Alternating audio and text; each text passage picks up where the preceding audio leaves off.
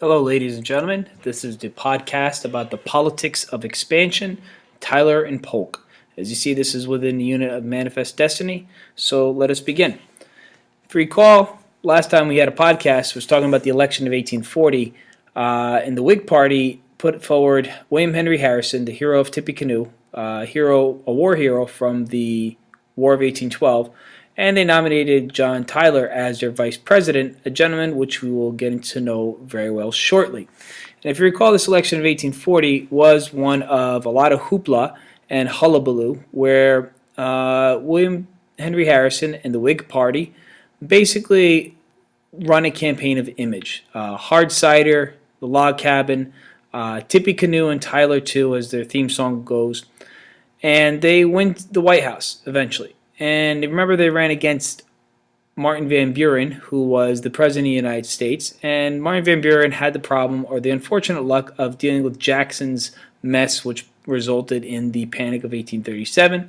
Martin Van Buren took the blame and responsibility for it, or so the public thought he deserved. And the Whigs run rampant the next election and basically sweep the government. In the election in 1840, the Whigs control the House, they would control the Senate, they control the presidency. They control the legislative and the executive branch. As you see, the electoral vote is a complete landslide. The popular vote, as always, is usually a little closer, but for the most part, Americans went Whig in 1840.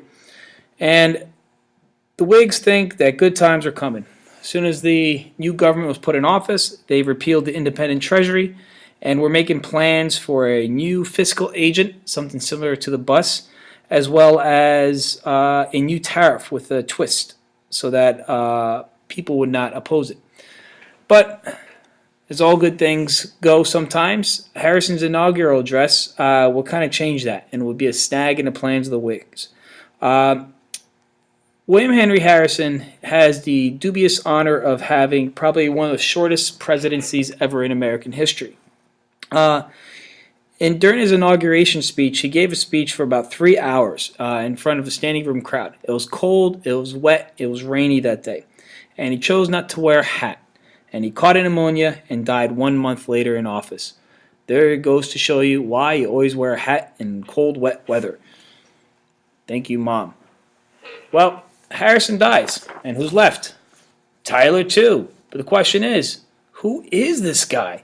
Who is John Tyler? Well, this vice president, who now has become president, was, as you can see by his picture, a very tall and slender man. He's a Virginia gentleman of the old school notion of the Jacksonian Democratic Party.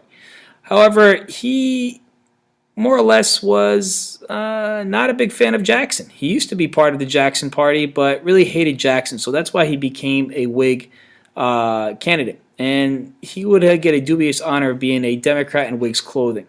He was constantly at odds with his own party, as we'll see in a couple seconds. But the only harm he had in terms of before becoming president was that his name rhymed pretty good with Tippecanoe, and Tyler too just rolled off the tongues.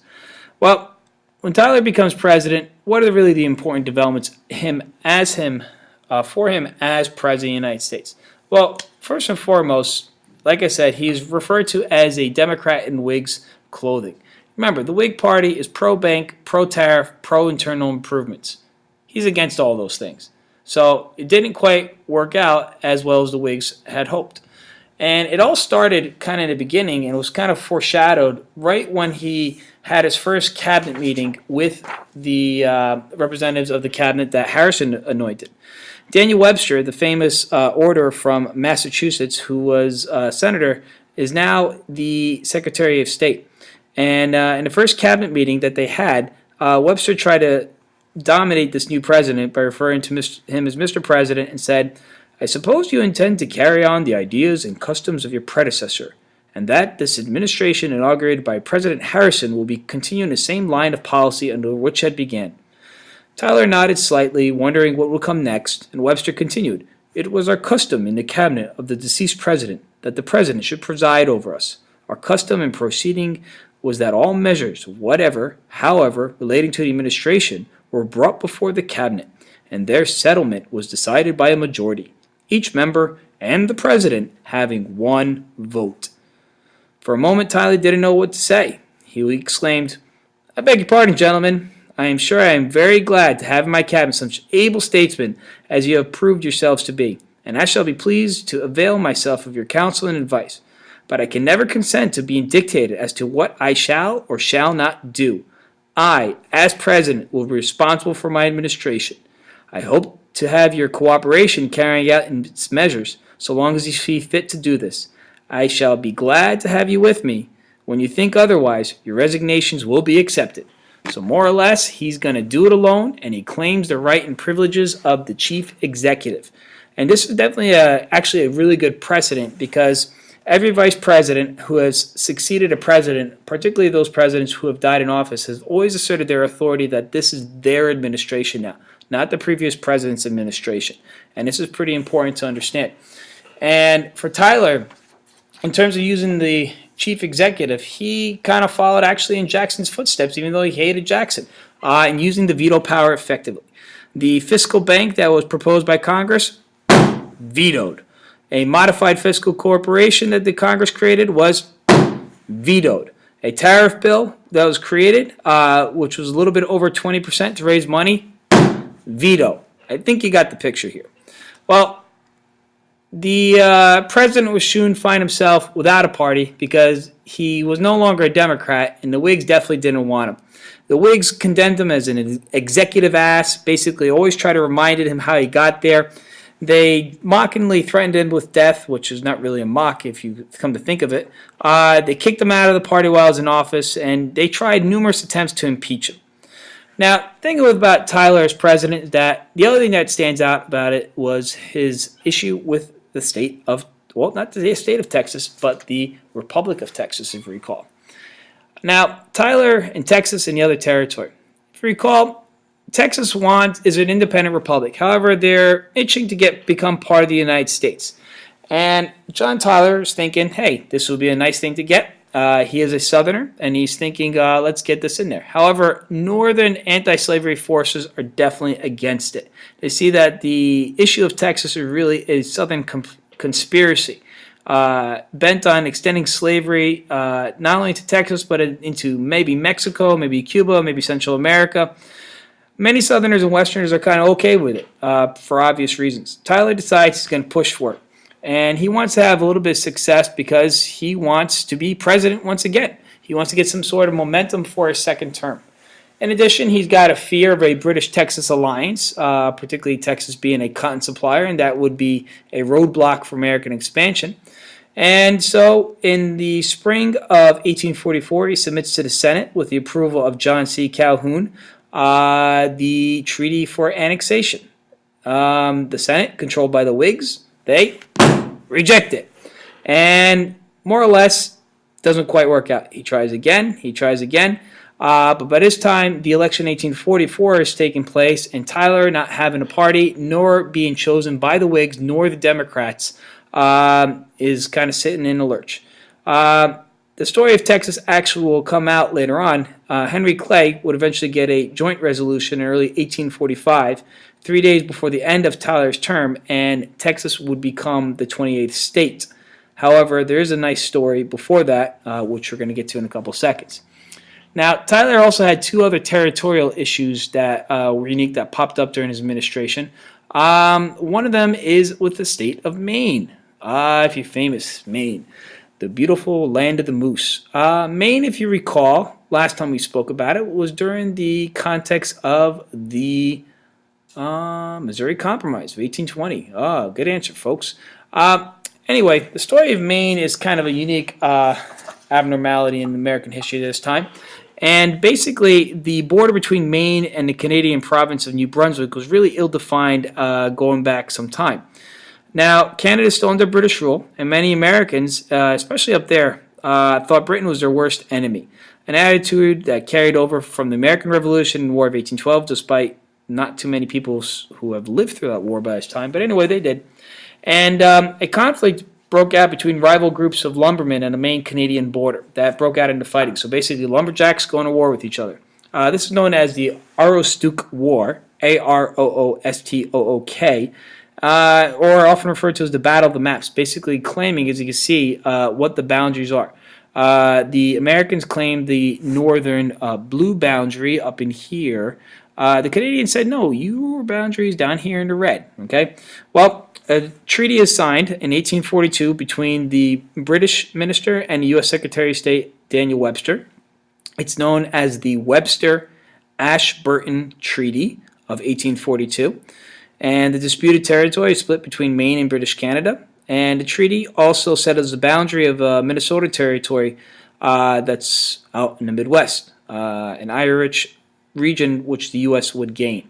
But another boundary dispute popped up too, and this was under the province of Oregon. If you recall, the U.S. Had a treaty of joint occupation going back to 1818 that's supposed to have lasted for 10 years, but for some reason it has lasted longer than that, and the issue has not been settled. Now, the Oregon territory was definitely claimed by the British, who had some strong claims going back to the Hudson Fur Company, as well as a few thousand British men living north of the Columbian River. However, it is the 1840s. And the U.S. has also a couple of big claims to this region too. First and foremost, the Americans discovered the Columbia River. If you recall, Lewis and Clark journeyed into this region in 1805. And there's a fur trading post in Astoria, Oregon, the famous town of the Goonies, if you know that great 80s movie. And so the Americans got a good number of claims there from explorers. However, missionaries would settle in the Willamette Valley in the 1840s, which is right in here, a very lush growing region, and this attracted many settlers to make the journey cross country. About 5,000 Americans would catch this Oregon fever in the early 1840s and travel about 2,000 miles to the area just south of this Columbia River. And Americans are claiming this land, and this is an issue that's popping up with Great Britain. And some Americans are saying, let's go to war for it and take off this territory. Well, all these issues would carry over into the election of 1844.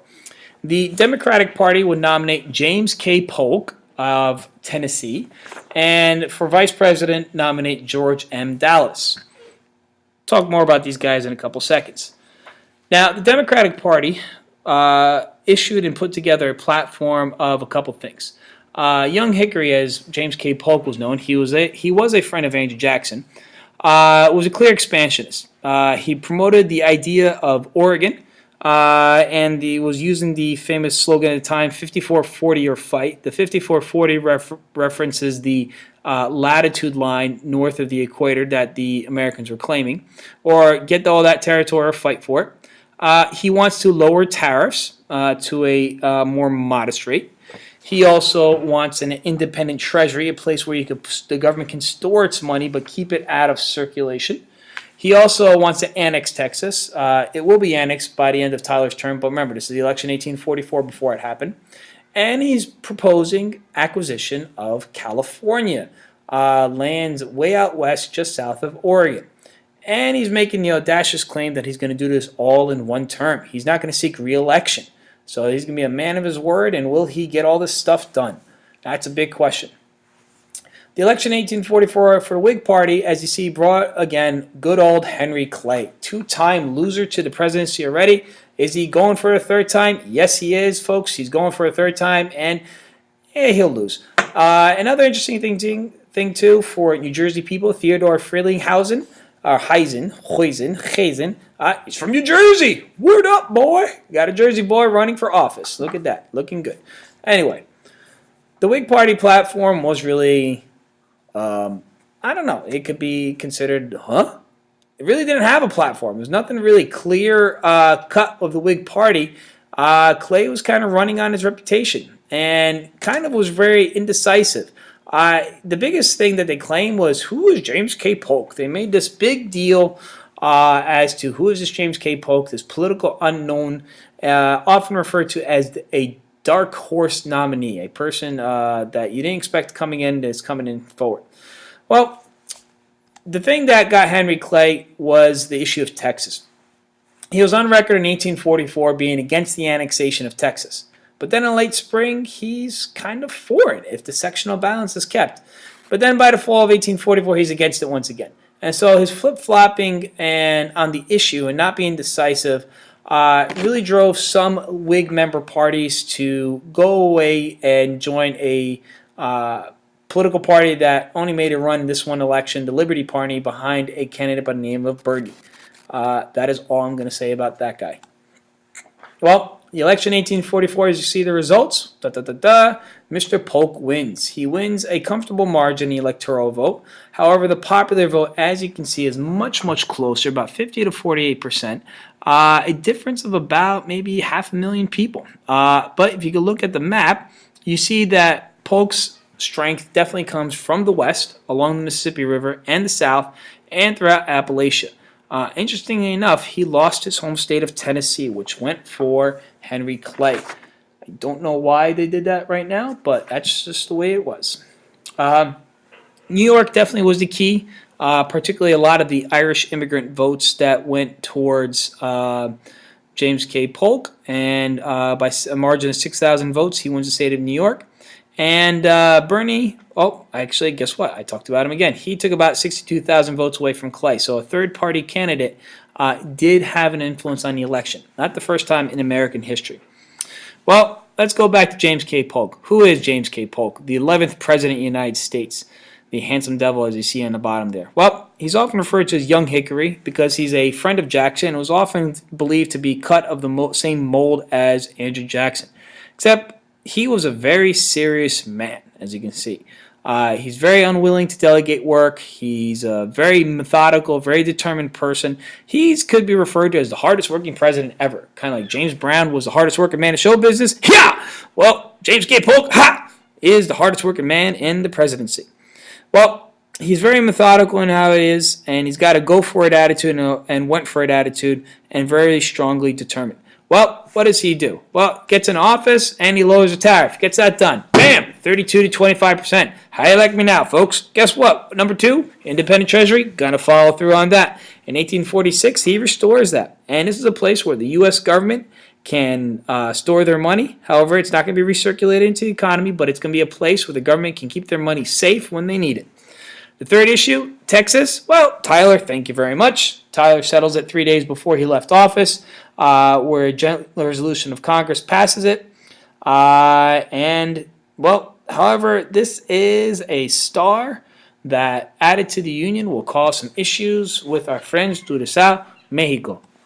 Number 4, Oregon. Well, with Oregon Territory, the American population has continued to grow, and they have a majority in the territory over the British. Despite strong British claims and issues going back and forth, the British are not itching to go to a war, and they basically work out a treaty with the United States, establishing the 49th parallel as the borderline between U.S. and Canada, and all the territory south of it would be handed over to the United States. They could have claim. The British will give up their claims, and the Americans will get it. Basically, the British cut their losses here, and in 1846, the treaty with Britain is signed, and Oregon becomes territory of the United States.